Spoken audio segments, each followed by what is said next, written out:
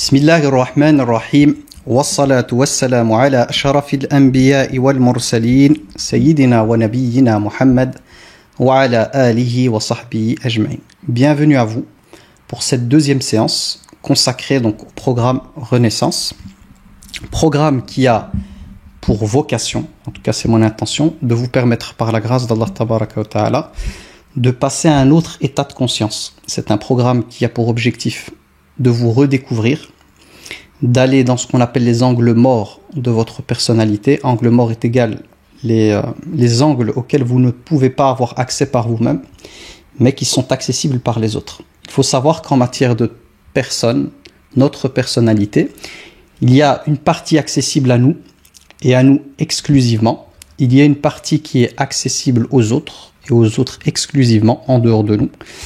Il y a une partie accessible aux deux, donc aux deux personnes, et il y a une partie qui est inconnue pour les deux et qui peut se découvrir avec le temps. Alors juste, j'avais pas lu les questions, il y a une personne qui a écrit juste pour info, je n'étais là que, donc juste pour info, je n'étais pas là pour la première séance. Pas de problème, je fais un résumé.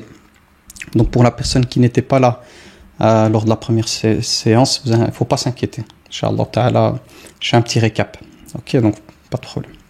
Donc retenez avec moi, c'est que de notre personne, on sait des choses, mais il y a beaucoup de choses qui nous échappent. Et on va avoir besoin des autres pour pouvoir identifier les zones, ce qu'on appelle les angles morts. De plus, il faut savoir qu'il y a aussi des zones en nous qui échappent à notre personne, mais qui échappent aussi aux autres. Alors vous pourriez me poser la question de savoir comment on fait pour aller à la découverte de ces zones-là. Ben, c'est par justement la trajectoire de vie qu'Allah Tabaraka wa Ta'ala a choisi pour nous, que ces zones inaccessibles vont devenir accessibles. C'est par les différentes épreuves par lesquelles on est amené à passer, qu'elles soient amères ou mielleuses, les deux vont être une sorte de révélation par rapport à notre personne. Je vous donne un exemple concret. Je suis quelqu'un de très transparent, donc ce que je vais vous dire, je ne suis pas censé le dire, mais je le dis quand même. Mais je me suis déjà retrouvé, notamment dans certains camps, à être étonné de ma personne. Et pas au sens positif. Là, je suis dans l'idée de, je ne vais pas rentrer dans la positivité et de faire l'étalage d'éventuelles qualités, mais plutôt de défauts. Mais je me suis déjà vu, par exemple, quand on faisait des camps où voilà, on était en difficulté par rapport à la nourriture et tout. Chacun se voyait en fait recevoir une quantité de nourriture, etc., etc. Et j'ai vu que quand j'étais dans des situations à risque ou dangereux, je tenais à ma nourriture. C'est-à-dire être généreux lorsqu'on a très peu et on sait très bien qu'il n'y aura pas de magasin. Là, j'ai vu la part très égoïste et égotique de l'âme humaine. En tout cas, dans la mienne, j'ai vu ça.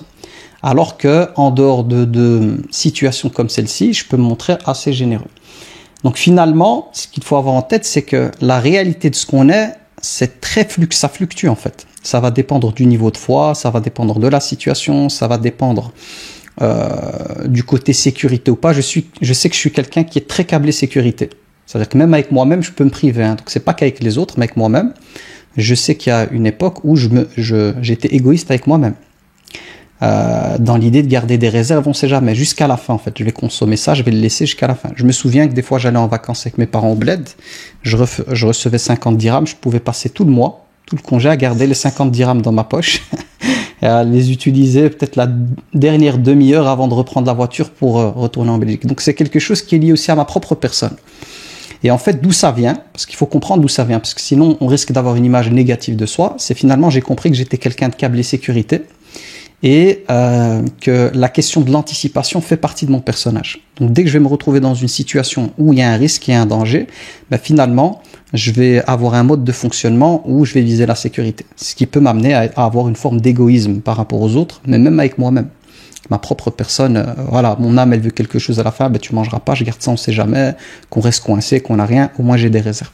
Donc c'est important de comprendre ça, c'est que on n'est pas tout noir et on n'est pas tout blanc. Et je dirais même que les couleurs qui sont les nôtres varient en fonction de l'espace-temps. Et j'utilise bien le terme espace et temps. L'endroit et le moment va nous amener à être une autre personne. Il y a des moments où on peut être, reprenons la question de la générosité, super généreux, même dans des situations extrêmes, parce que le niveau de foi est tellement fort qu'on le voit comme une occasion de se rapprocher d'Allah Tabaraka wa Ta'ala et de faire une vraie purification de l'âme. Puis il y a d'autres moments où on n'est pas bien à l'intérieur de nous-mêmes. On n'est pas aligné avec nos principes et nos valeurs. Et là, on tend vers l'égoïsme. Donc ce qu'il faut comprendre, c'est qu'il n'y a rien qui est figé chez l'être humain. Comme les relations humaines, elles ne sont pas figées. Ce que j'explique tout le temps aux personnes, la relation qu'on a avec nos parents, la relation qu'on a avec nos frères et sœurs, la relation qu'on a peut-être avec le genre opposé, c'est jamais fixe. C'est quelque chose qui bouge, et qui bouge en fonction de la personne qui est en face, et aussi de nous-mêmes. Parce que autant on est en mouvement, mais les personnes avec lesquelles on est amené à interagir sont aussi en mouvement. Donc elles n'interagissent pas avec nous forcément tout le temps de la même manière. Vous le voyez pour celles, par exemple, je prends l'exemple de celles qui ont des enfants, que votre comportement avec vos enfants n'est pas le même en fonction de votre état émotionnel. Si vous êtes sous le coup de la colère par rapport à quelqu'un d'autre que, cette colère va se déverser sur les enfants. Donc, c'est important de comprendre ça. L'idée ici de cette leçon, c'est de comprendre que nous, les êtres humains, on est des êtres instables. Instables au niveau émotionnel. Et l'instabilité, il ne faut pas la prendre au sens négatif du terme. C'est le mouvement. L'être humain est un être en mouvement. Je vous renvoie même à l'étymologie du terme insan, nas, insan, naus, ça revient en naus, etc., etc. Donc l'étymologie du mot renvoie, au niveau étymologique, renvoie donc à l'être humain qui est un être en mouvement. Min al-haraka. Que ça renvoie aussi à ce qu'on appelle en arabe al-ittirab. L'ittirab qui est ce côté aléatoire, ce côté contradictoire. Donc déjà, étymologiquement, au niveau arabe, l'être humain, parmi les noms qu'on lui donne, et notamment insan, il a cette dimension de mouvement intellectuel, les émotions qui bougent, tout bouge en nous, notre corps, notre vie est conditionné par les battements du cœur qui amènent justement, le cœur est une pompe en fait, qui fait circuler le sang. Donc notre vie est une circulation, la vie elle circule en nous, par le mouvement du sang. Nous-mêmes on est comme ça en fait, on est des êtres en mouvement. Mais il y a aussi l'ittirab, la contradiction. Un être qui est contradictoire. Aujourd'hui, maintenant, moi ça m'arrive, je vous prends ma personne comme exemple, c'est le plus facile, pour pas vous sentir mal à l'aise, pour pas bousculer les personnes qui auraient eu des consultations avec moi. Je sais que le même jour, je peux passer d'une chose à son contraire. Mais vraiment, d'une chose à son contraire. Et ça, c'est intéressant, parce que des fois, ça m'amène à me poser des questions. Je comprends pas. Des fois, j'arrive même pas à me comprendre. Je comprends pas. Pourquoi, voilà, t'es là, t'as un état émotionnel A, puis une demi-heure après, il suffit d'un truc B, puis A, puis B. Et même des fois, à ne plus savoir qu'est-ce qui est l'origine de. Des fois, je suis face à des situations, des choses que je vis, et comprendre la source du pourquoi je suis dans cet état, j'ai des hypothèses, et je suis incapable de dire celle qui est vraie. Parce que je connais assez bien l'âme humaine pour savoir que des fois on est manipulé par nos mécanismes de défense, qu'on pourrait croire que c'est pour ça, mais en vérité non. C'est qu'une technique mise en place par le psyché pour ne pas voir la vérité telle qu'elle est parce qu'elle fait trop mal. Et donc on va s'inventer une histoire, etc., etc. Ok ? Donc ça c'était pour l'introduction. La deuxième, c'est par rapport aux attentes. Parce que la fois dernière, on en avait discuté, la question des attentes. Et il y a un point que je vais vraiment souligner, c'est qu'avoir des attentes, c'est normal. On est des êtres effectivement qui ont des besoins, qui ont des valeurs, qui ont des attentes. Donc la fois dernière, quand je disais il faut pas avoir d'attentes, c'est pas dans l'idée d'annuler complètement l'envie d'avoir des attentes. C'est humain, c'est normal. Mais c'est de comprendre que la douleur, en fait, trouve sa source pour une bonne part de nos douleurs quant aux attentes qu'on a. Moins on aura d'attentes, moins on aura mal. Plus on aura d'attentes, plus on aura mal. Plus nos attentes seront hautes, plus la douleur sera haute. Plus les attentes seront au rabais, moins on aura mal. Et l'exemple que je donnais, parce qu'on avait, aujourd'hui, lors de la séance, l'exemple que je donnais, c'est celle d'une personne, en fait, qui est à l'école et qui a des attentes d'avoir 19 ou 20 sur 20. Donc 19 ou 20 sur 20 quant à ses points. Et, la personne qui vise 19 ou 20, la probabilité à ce qu'elle se retrouve dans une situation où elle n'aura pas ces points-là, donc elle sera frustrée, est très grande. Contrairement à la personne qui se dit, moi, si j'ai 11 ou 12, c'est bon. 12, c'est beaucoup plus accessible. Donc, c'est un peu l'idée que j'ai envie de vous transmettre, c'est que dans votre vie, si vous arrivez à avoir des attentes, en fait, qui sont beaucoup plus en adéquation avec la réalité, c'est le meilleur moyen d'éviter de souffrir pour rien. Et plus vos attentes seront hautes, plus vous allez devoir payer le prix, en fait, de ces objectifs, à savoir la probabilité, en fait, de se retrouver dans une situation où la réalité ne sera pas en adéquation avec l'attente. Donc, c'est juste ça, c'est pour nuancer mes propos. C'est dans l'idée de dire que c'est pas l'idée de dire qu'il ne faut pas, on peut pas avoir d'attente, c'est bien d'avoir des attentes, mais attention. Les attentes peuvent mener vers quelque chose qui fait mal. Alors la fois dernière, ce que j'ai fait avec vous, comme ça on retourne un peu dedans, mais d'une autre manière, et puis on continue, c'est, je vous avais parlé du fait, ça c'est très très important à avoir en tête, que nous les êtres humains, on est des êtres, donc, alhamdoulilah, par la foi musulmane, par notre foi, par notre croyance, on a quelque chose qui vraiment nous aide en fait, par rapport à notre prise de recul, quant à notre vécu, notre histoire. C'est quoi cette chose importante? C'est de comprendre que la vie sur Terre n'est qu'une étape en fait, parmi de nombreuses étapes auxquelles on est amené à faire face. Et c'est l'une des étapes qui est la plus courte. Et dans le schéma qu'il y a ici, je vous rappelle donc que le schéma, il montre une vie classique. Donc l'être humain, bébé, jusqu'à la tombe en fait, qui passe par différents stades, bébé, enfant, ado, jeune adulte, adulte confirmé, et puis petit à petit on prend de l'âge jusqu'à la tombe. Ça, c'est la version classique d'une vie humaine, quand voilà, vous n'êtes pas victime ou touché par quelque chose qui mettrait fin à votre vie avant même d'avoir cet âge-là. La chose que vous devez avoir en tête ici, hyper importante, la fois dernière j'ai appuyé dessus, c'est que notre rapport aux parents est un rapport aussi qui évolue. C'est-à-dire que le lien avec les parents est l'un des liens les plus importants.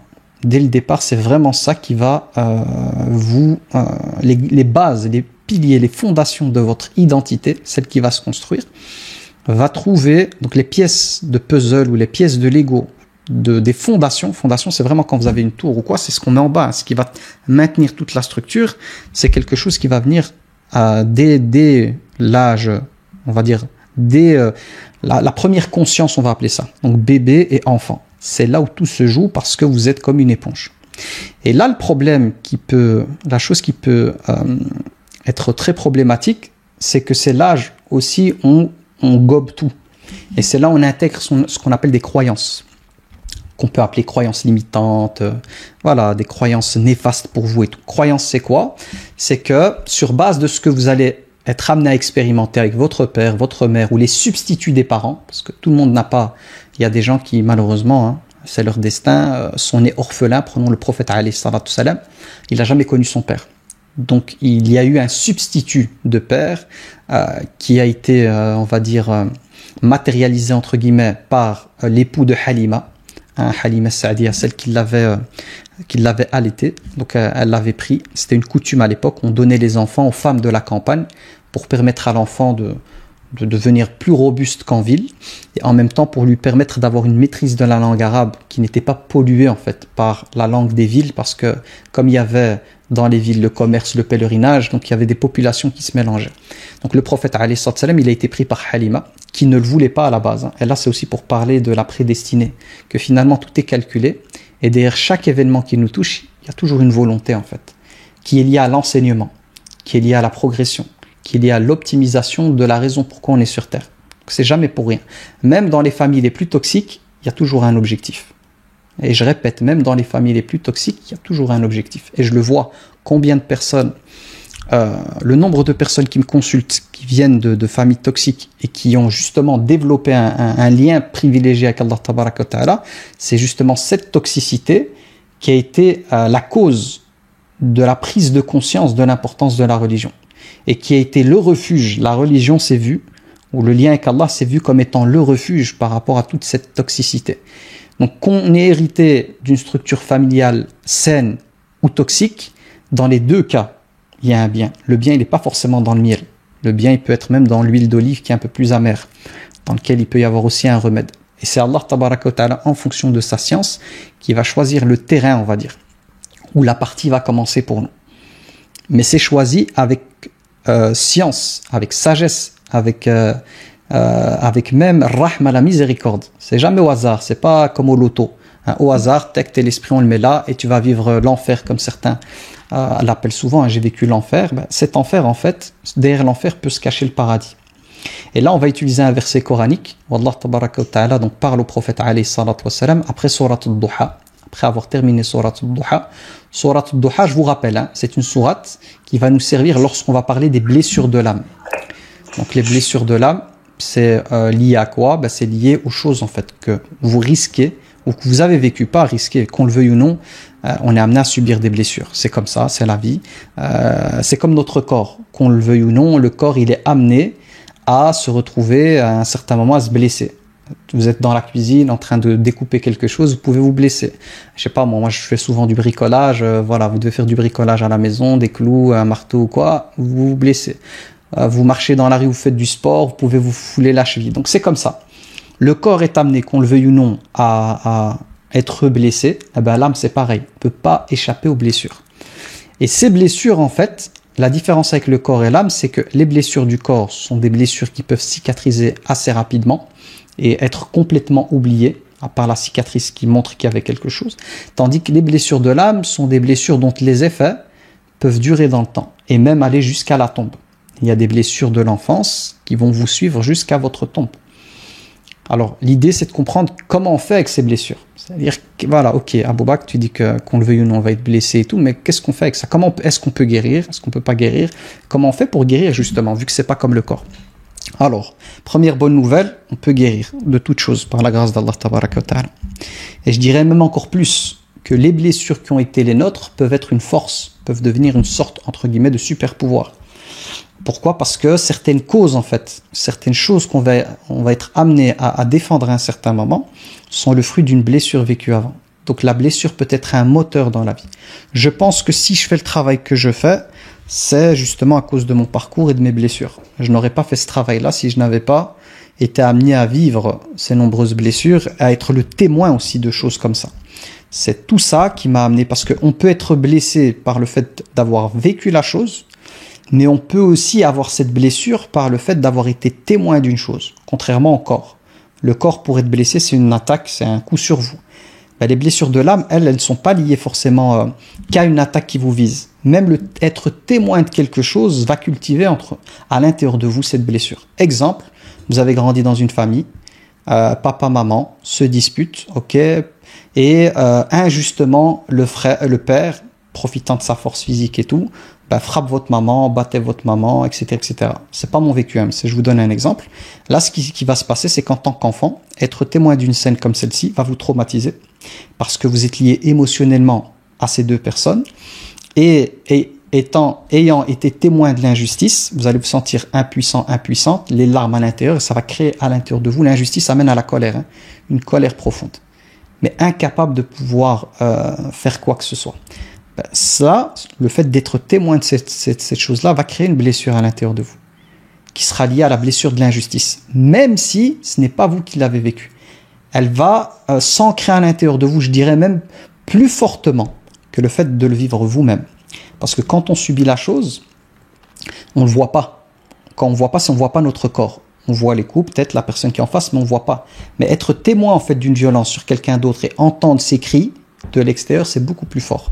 Raison pour laquelle, quand on a grandi dans une structure comme celle-ci, l'impact de la blessure est l'impact est beaucoup plus grand et les effets sur le psyché sont beaucoup plus profonds. Et donc ça va nous amener justement à développer un type de personnalité, parce que finalement notre personnalité, j'utilise bien le terme ici personnalité et pas identité, parce qu'on dit que le terme personnalité renvoie à persona qui renvoie à masque. Donc finalement vous allez être amené à développer une personnalité qui va se construire comme une muraille en fait face à ce genre de choses insupportables. Et donc ça peut vous amener à devenir rebelle. Il y a deux possibilités par rapport à ça. Il y a celle de la fuite, c'est-à-dire devenir une victime. Donc vous voyez votre mère se faire battre, etc., etc. Sentiment d'impuissance, une personnalité, on va dire, introvertie, et finalement une posture basse. Vous allez tendre vers ce qu'on appelle le neuf, médiateur, qui évite les conflits et tout, c'est-à-dire vous allez comprendre de cette scène que pour pouvoir éviter les coups et d'être victime d'injustice, la meilleure des choses à faire, c'est de fuir les conflits et de donner toujours raison à l'autre. Parce que finalement, de cette scène, vous avez compris que maman n'était pas d'accord avec papa, ceci, cela, il s'est énervé, il l'a frappé, il l'a insulté. Donc le meilleur moyen d'éviter ça, c'est quoi? C'est de ne jamais s'opposer, jamais dire non, etc., etc. Et là, on voit une forme de personnalité qui est en train de se construire sur base d'un événement particulier. On a une autre possibilité, c'est que face à cela, ça c'est plutôt le 8, on va le voir chez le 8, des fois le 6 contrephobique, etc., etc. C'est vous voyez une scène comme ça, elle est insupportable, et vous vous dites à l'intérieur, être faible, c'est mal. Être faible, c'est mauvais. Et donc, qu'est-ce qui va se passer? Vous allez développer les caractéristiques du 8, qu'on appelle le chef, s'il y a bien une chose qu'il fuit, pire que tout pour lui, c'est la faiblesse. Et donc, c'est quoi? C'est des personnes qui vont se positionner dans la vie avec un rapport de force direct. C'est des personnes qui vont vous montrer leurs dents directement. Même si derrière, on peut avoir un personnage qui est très doux, très gentil à la base. Quand on sort de la carapace, de ce masque, on peut tomber sur des personnes très attachantes. Mais elles vont se construire dans un monde où tu es avec moi ou tu es contre moi. C'est des personnes qui n'ont pas peur du conflit. Contrairement au 9 qui va fuir les conflits, le 8, lui, il rentre dedans en fait. Il n'a pas peur des conflits, il va se donner. Ça, c'est la même scène. On part de la même réalité, même chose vue, mais des tempéraments différents qui vont amener à des postures différentes. Et dans ces deux postures, on n'est pas nous-mêmes. Ce sont des postures de défense. L'une par l'attaque et l'autre par la fuite. L'une par le fait de s'imposer, de montrer ses dents, et l'autre par le fait de la position basse. C'est important de comprendre ça, parce que l'idée, ici, mon but, c'est de vous comprendre que si on parle de renaissance, on parle de reprogrammation. Donc, déprogrammer des choses pour les reprogrammer. Par exemple, si j'étais face à un 9, c'est d'aider le 9 à comprendre que sa conception de la faiblesse, elle est erronée. De comprendre que son rapport à la faiblesse est un rapport construit sur une blessure. C'est pas la réalité, parce que l'être humain, il est faible. Donc de donner droit au 9, en fait, à se sentir faible. Et le 9, comment on l'accompagne, c'est quant au fait de comprendre que le fait de dire non n'induit pas forcément le fait de se retrouver dans un conflit. Ce n'est pas parce que la personne a grandi dans une structure où à chaque fois qu'une autre a voulu prendre sa place, elle s'est faite exploser, si on peut utiliser le terme frapper, que pour autant toute prise de position chez cette personne amènerait un conflit. Donc il y a des choses à déconstruire. Pour chaque personne, il y a des choses à déconstruire. On a un rapport au monde qui est construit sur base d'une perception de la réalité, influencée par des coups, des déformations. Il y a une réalité particulière. Ok, est-ce que pour l'instant ça va? Parce que là, voilà, comme on n'est pas nombreux, ça permet des interactions. Pour pas que je me mette en mode formation, mais plutôt en mode interaction. Est-ce que ça va avec ça? Yes? Ouais. C'est pas trop flou? Ça vous parle? Oui? Ok. Ok, parfait.